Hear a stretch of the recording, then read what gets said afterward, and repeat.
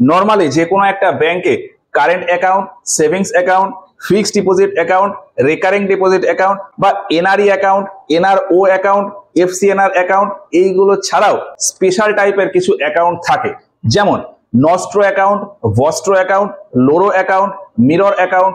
এইগুলো তো এইগুলো কি সেটাই আজকের এই ক্লাসে বলবো। প্রথমত, এইগুলো স্পেশাল টাইপের কোনো অ্যাকাউন্ট না, এগুলো নর্মাল সেভিংস বা কারেন্ট অ্যাকাউন্টই, শুধুমাত্র স্পেশাল পারপাসে ইউজ হয় বলে এইগুলোর আলাদা একটা নাম হয়ে গেছে। ব্যাপারটা কিরকম আমি আমার এক্সাম্পল দিয়েই বলি। ব্যাংকের ক্ষেত্রে একটা প্রভিশন আছে যে আমি ভারতীয় হিসাবে ভারতের যে কোনো ব্যাংকে আমার অ্যাকাউন্ট থাকতে পারে এবং আমি সেটাকে মেনটেন করতে পারি। এর পাশাপাশি আমি চাইলে ভারতের বাইরে অর্থাৎ বিদেশে কোনো ব্যাংকেও আমার একটা অ্যাকাউন্ট মেনটেন করতে পারি। তো আমার দেশে অ্যাকাউন্ট থাকার পাশাপাশি বিদেশের কোনো ব্যাংকে আমার যে অ্যাকাউন্ট রয়েছে সেই অ্যাকাউন্টটাকে বলা হয় নস্ট্রো অ্যাকাউন্ট। দেশের ভেতর কোনো ব্যাংকে আমার অ্যাকাউন্ট থাকলে সেটাকে নর্মাল বা রেগুলার অ্যাকাউন্ট বলবো, আর ভারতের বাইরে বিদেশে যদি আমার কোনো অ্যাকাউন্ট থাকে সেই অ্যাকাউন্টটাকে বলবো নস্ট্রো অ্যাকাউন্ট। এখন দেশের ভেতর আমি যদি ওই ব্যাংক থেকে কোনো ট্রানজাকশন করতে চাই সেটা আমাকে ভারতীয় মুদ্রা বা রুপিতেই করতে হবে, কিন্তু বিদেশের ওই ব্যাংকে যদি আমার কোনো অ্যাকাউন্ট থাকে সেটা দিয়ে আমি যদি কোনো ট্রানজাকশন করতে চাই সেটা ওই বিদেশি মুদ্রাতে হবে। বোঝার জন্য ধরলাম আমার দুটো ব্যাংক অ্যাকাউন্ট আছে, ভারতে একটা ব্যাংক কানাডা ব্যাংকে আমার অ্যাকাউন্ট আছে, আর জাপানের একটা ব্যাংক ব্যাংক অফ জাপানে আমার একটা অ্যাকাউন্ট আছে। এখন কানাডা ব্যাংকে আমার যখন অ্যাকাউন্ট আছে তাহলে এই অ্যাকাউন্টে আমার কিছু অর্থ থাকবে, সেটা কোন কারেন্সিতে? ভারতীয় মুদ্রা বা রুপিতে থাকবে। অন্যদিকে ব্যাংক অফ জাপানে যদি আমার একটা অ্যাকাউন্ট থাকে তাহলে সেখানেও আমার কিছু অর্থ থাকবে, সেই অর্থটা কোন মুদ্রায় থাকবে? জাপানের মুদ্রা অর্থাৎ ইয়েনে থাকবে। তো বিদেশের কোনো ব্যাংকে আমার অ্যাকাউন্ট থাকা সেটাকেই বলা হবে নস্ট্রো অ্যাকাউন্ট। এবার এই অ্যাকাউন্টের সুবিধা কি? ধরলাম আমার এই কানাডা ব্যাংকের অ্যাকাউন্টে 20,000 টাকা আছে, আর ব্যাংক অফ জাপানে হয়তো আমার 5,000 ইয়েন রয়েছে। এবার আমি চাইলাম জাপানের কোনো একটা কোম্পানি থেকে আমি কোনো একটা জিনিস হয়তো পারচেস করব, মানে কিনবো, যার দাম হয়তো 1,500 ইয়েন। কি বললাম? আমি জাপান থেকে একটা জিনিস পারচেস করতে চাইছি যার দাম হচ্ছে 1,500 ইয়েন। এবার ওই জিনিসটা কিনতে গেলে আমাকে কি করতে হবে? এই 1,500 ইয়েন পেমেন্ট করতে হবে। এবার এই পেমেন্ট আমি দুই ভাবে করতে পারি। এই 1,500 ইয়েন মানে হয়তো 900 টাকা। তাহলে আমার এই যে কানাডা ব্যাংকে 20,000 টাকা আছে, এখান থেকে আমি 900 টাকা এক্সচেঞ্জ রেটের মাধ্যমে 1500 ইয়েনে কনভার্ট করে জাপানের ওই কোম্পানিকে পেমেন্ট করে দিতে পারি। অথবা আরেকটা কাজ কি করতে পারি, আমার এই ব্যাংক অফ জাপানে যে 5,000 ইয়েন রয়েছে ব্যালেন্স, এর থেকে আমি 1,500 ইয়েন পেমেন্ট করে দিতে পারি। নস্ট্রো অ্যাকাউন্ট নর্মালি এই কাজেই ইউজ হয়। জাপানে আমার যে অ্যাকাউন্টটা রয়েছে সেটা জাপানে যে কোনো ট্রানজাকশনের জন্য আমি ব্যবহার করতে পারি। ঠিক একইভাবে আমার যদি অন্য কোনো দেশে কোনো অ্যাকাউন্ট থাকে সেগুলোকেও নস্ট্রো অ্যাকাউন্ট বলা হবে। যেমন আমার যদি রাশিয়াতে কোনো অ্যাকাউন্ট থাকে তাহলে রাশিয়াতে আমার ওই অ্যাকাউন্টটাকে বলা হবে নস্ট্রো অ্যাকাউন্ট। আমার যদি আমেরিকাতে কোনো অ্যাকাউন্ট থাকে, আমেরিকার কোনো ব্যাংকে অ্যাকাউন্ট থাকে, সেক্ষেত্রে আমেরিকার ওই ব্যাংকে আমার অ্যাকাউন্টটাকে বলা হবে নস্ট্রো অ্যাকাউন্ট। এখন আমি যেরকম বিদেশের কোনো ব্যাংকে অ্যাকাউন্ট খুলতে পারে, এর পাশাপাশি দেশের সরকারও বিদেশের কোনো ব্যাংকে অ্যাকাউন্ট খুলতে পারে। যেমন ভারত সরকারের কথাই যদি বলি, ভারত সরকারও ব্যাংক অফ জাপানে তার অ্যাকাউন্ট খুলে রাখতে পারে। ব্যাংক অফ জাপানে ভারত সরকারের ওই অ্যাকাউন্টটাকেও বলা হবে নস্ট্রো অ্যাকাউন্ট। স্পেসিফিক্যালি বলতে গেলে বলা হয় nostro account of government of India. তো আমরা এজ এ পাবলিক বাইরের কোনো ব্যাংকে অ্যাকাউন্ট খুলতে পারি, দেশের সরকার বিদেশের কোনো ব্যাংকে অ্যাকাউন্ট খুলতে পারে, দেশের কোনো কোম্পানিও বিদেশের ব্যাংকে অ্যাকাউন্ট খুলতে পারে। দেশের কোম্পানি বা কোনো এন্টারপ্রাইজ বা কোনো ইন্ডাস্ট্রি, কোনো অর্গানাইজেশন তারা চাইলেই বিদেশের ব্যাংকে অ্যাকাউন্ট খুলতে পারে। এমনকি ভারতীয় যে সমস্ত ব্যাংক রয়েছে অর্থাৎ ভারতের private bank, public bank, regional rural bank, small finance bank, যত ধরনের ব্যাংক আছে তারাও চাইলে বিদেশের কোনো ব্যাংকে তাদের অ্যাকাউন্ট খুলতে পারে। তো দেশের যে কোনো কারোর অ্যাকাউন্ট বিদেশের কোনো ব্যাংকে থাকলে সেই অ্যাকাউন্টটাকেই বলা হয় নস্ট্রো অ্যাকাউন্ট। নর্মালি বিভিন্ন দেশের ভেতর ইম্পোর্ট এক্সপোর্ট করার জন্য যে পেমেন্ট হয় সেটা দেশের ওই নস্ট্রো অ্যাকাউন্টের মাধ্যমেই হয়। যেমন ভারত হয়তো রাশিয়া থেকে অস্ত্র কিনতে চাইছে, রাশিয়ার মুদ্রা কি? রুবেল। তো ভারত হয়তো রাশিয়া থেকে যে পরিমাণ অস্ত্র কিনলো তার ভ্যালু হলো 200 কোটি রুবেল। তো ভারত এই 200 কোটি রুবেল রাশিয়াকে পেমেন্ট করবে কিভাবে? 200 কোটি রুবেল হিসাবে ভারতীয় মুদ্রায় টোটাল যে অ্যামাউন্ট হয় সেটাকে এক্সচেঞ্জ করে 200 কোটি রুবেল বানিয়ে রাশিয়াকে পেমেন্ট করে দিতে পারে, অথবা ভারতের রাশিয়াতে যে নষ্ট অ্যাকাউন্ট আছে তার থেকে 200 কোটি রুবেল রাশিয়াকে পেমেন্ট করে দিতে পারে, মানে রাশিয়ার সরকারকে পেমেন্ট করে দিতে পারে। তো নষ্ট অ্যাকাউন্টের এই পুরো ব্যাপারটা আশা করে বোঝা গেল। এই নষ্ট অ্যাকাউন্টের অপোজিট হলো ভোস্ট অ্যাকাউন্ট। নষ্ট অ্যাকাউন্টের ক্ষেত্রে যেরকম ভারতীয় বিভিন্ন লোকজন বা কোম্পানি বা গভর্নমেন্ট বা ভারতীয় কোনো ব্যাংক বিদেশের কোনো ব্যাংকে তার অ্যাকাউন্ট খুলে রেখেছিল, এর ঠিক উল্টো কন্ডিশন যদি হয়, ফরেন কোনো ব্যক্তি অর্থাৎ ফরেনার বা বিদেশি কোনো কোম্পানি বা বিদেশি কোনো সরকার বা বিদেশি কোনো ব্যাংক যদি ভারতের কোনো ব্যাংকে তার অ্যাকাউন্ট খুলে রাখে, সেক্ষেত্রে ওই অ্যাকাউন্টটাকে বলা হয় ভোস্ট্রো অ্যাকাউন্ট। বোঝার জন্য আমি ধরলাম জাপানের একজন ব্যক্তি আছে মিস্টার বি, তো তার একটা অ্যাকাউন্ট তো ব্যাংক অফ জাপানে থাকবেই, সেখানে ইয়েনে সে ট্রানজাকশন করবে সব। এর পাশাপাশি এই মিস্টার বি ভারতের একটা ব্যাংক ইউকো ব্যাংকে হয়তো তার একটা অ্যাকাউন্ট খুলে রাখলো, তো মিস্টার বি এর ইউকো ব্যাংকে যে অ্যাকাউন্টটা রয়েছে সেই অ্যাকাউন্টটাকেই বলা হবে ভোস্ট্রো অ্যাকাউন্ট। এই মিস্টার বি এর জায়গায় আর কে হতে পারে?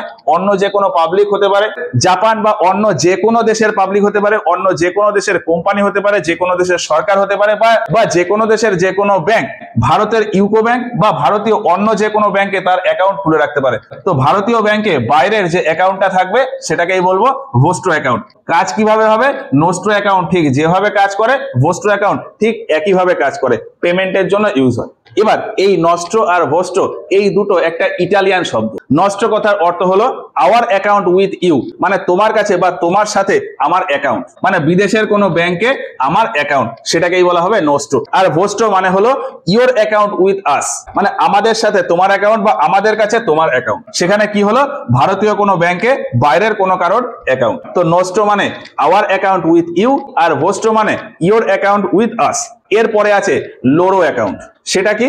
যখন এই বিদেশে পেমেন্টের ক্ষেত্রে আমার ডাইরেক্ট রাস্তা থাকে না, যেমন এইখানে আমি কি বলেছিলাম, আমার দুটো ব্যাংকে অ্যাকাউন্ট আছে, দেশীয় একটা ব্যাংকে অ্যাকাউন্ট আছে, বিদেশি একটা ব্যাংকে অ্যাকাউন্ট আছে। এবার ধরলাম আমার বিদেশের কোনো ব্যাংকে অ্যাকাউন্ট নেই, তারপরেও হয়তো বিদেশ থেকে আমি কোনো কিছু পারচেস করতে চাইছি, তো সেক্ষেত্রে কিভাবে হবে? আমি সেই একই এক্সাম্পল নিলাম। ধরলাম আমি জাপান থেকে একটা জিনিস পারচেস করতে চাইছি যার দাম 1500 ইয়েন, আর এই সিচুয়েশনে আমার ব্যাংক অফ জাপানে কোনো অ্যাকাউন্ট নেই। সেক্ষেত্রে আমি এই 1500 ইয়েন এটা পেমেন্ট করব কিভাবে? এবার এর জন্য ধরলাম আমার পাঞ্জাব অ্যান্ড ন্যাশনাল ব্যাংকে একটা অ্যাকাউন্ট আছে যেখানে হয়তো 10,000 টাকা রয়েছে। এবার 1500 ইয়েন মানে আমি ওই যে ধরেছিলাম 900 টাকা, তো সেই হিসাবে আমি এই 10,000 টাকার ভেতর থেকে 900 টাকা নিয়ে আমি এক্সচেঞ্জ করে 1500 ইয়েনে কনভার্ট করে জাপানে ওই পেমেন্টটা করে দিলাম। এইটা একটা রাস্তা হতে পারে। আরেকটা রাস্তা কি হতে পারে? ধরলাম ব্যাংক অফ জাপানে কানাড়া ব্যাংকের একটা অ্যাকাউন্ট আছে, মানে কানাড়া ব্যাংকের একটা নষ্ট অ্যাকাউন্ট আছে।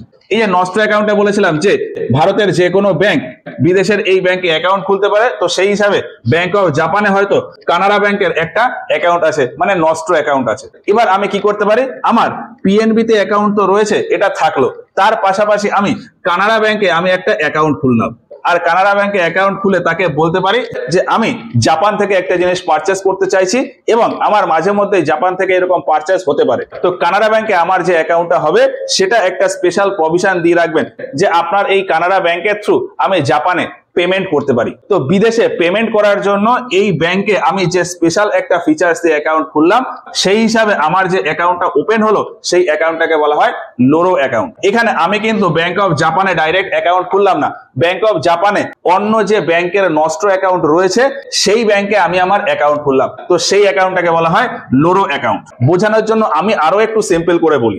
আমরা ব্যাংক অফ জাপানের সাথে হয়তো ট্রানজাকশন করতে চাইছি, কিন্তু আমাদের হয়তো ব্যাংক অফ জাপানে কোনো অ্যাকাউন্ট নেই, তাহলে ট্রানজাকশন হবে কিভাবে? এইখানে একটা রাস্তা রয়েছে, ব্যাংক অফ জাপানে কানাড়া ব্যাংকের একটা নষ্ট অ্যাকাউন্ট রয়েছে, তো সেক্ষেত্রে আমি ব্যাংক অফ জাপানে ট্রানজাকশন করার জন্য কি করতে পারি? এই কানাড়া ব্যাংকে অ্যাকাউন্ট খুলে নিতে পারি। আমি অ্যাকাউন্ট খুলতে পারি, বা ভারত সরকার অ্যাকাউন্ট খুলতে পারে, বা কোনো কোম্পানি এই কানাড়া ব্যাংকে অ্যাকাউন্ট খুলে রাখতে পারে। যেই অ্যাকাউন্ট খুলুক না কেন কানাড়া ব্যাংকে ওই অ্যাকাউন্টটাকেই বলা হবে লোরো অ্যাকাউন্ট। এই অ্যাকাউন্টের মাধ্যমে শুধুমাত্র ব্যাংক অফ জাপানের সাথে ট্রানজাকশন হবে। আর এই লোরো অ্যাকাউন্টে মেনটেন কিসে থাকবে? ওই জাপানের যে মুদ্রা ইয়েন, সেই ইয়েনে মেনটেন থাকবে। আমি কানাড়া ব্যাংকে অ্যাকাউন্ট খুলছি ঠিকই, কিন্তু ব্যালেন্স মেনটেন করে রাখতে হবে ইয়েনে। তো এই হচ্ছে লোরো অ্যাকাউন্ট। এরপরে আসে মিরর অ্যাকাউন্ট। মিরর অ্যাকাউন্ট আলাদা করে কোনো অ্যাকাউন্ট না। আমাদের এই যে নোস্ট্রো অ্যাকাউন্ট ছিল, অর্থাৎ আমার ধরলাম একটা অ্যাকাউন্ট ব্যাংক অফ জাপানে রয়েছে, তাহলে জাপানে আমার এই ইয়েনে আমি ট্রানজাকশন করছি, এবার কত টাকা ট্রানজাকশন করছি সেই হিসাবটা কিন্তু জাপানেই থেকে গেল, আমার কাজ পর্যন্ত আর এলো না। হয়তো আমি অনলাইনে ট্রানজাকশনের রিসিপ্টটা পাবো, তবে সেই ট্রানজাকশনটা আমার ইএনএই দেখাবে। এখন আমি চাইছি যে ট্রানজাকশন ইএনএ দেখাচ্ছে ঠিক আছে, কিন্তু এর পাশাপাশি ভারতীয় মুদ্রায় ট্রানজাকশনও আমার দেখার দরকার। তো সেক্ষেত্রে কি হবে, এই ব্যাংক অফ জাপানকে বলতে হবে যে আমার যে নোস্ট্রো অ্যাকাউন্ট আছে এর সাথে সাথে আমাকে আরো একটা অ্যাকাউন্ট তৈরি করে দিন, যেখানে আমার যা ট্রানজাকশন হচ্ছে এই নোস্ট্রো অ্যাকাউন্ট দিয়ে যে ট্রানজাকশন হচ্ছে সেই ট্রানজাকশনের হিস্ট্রি ভারতীয় মুদ্রাতেও যেন প্রিন্ট করা থাকে।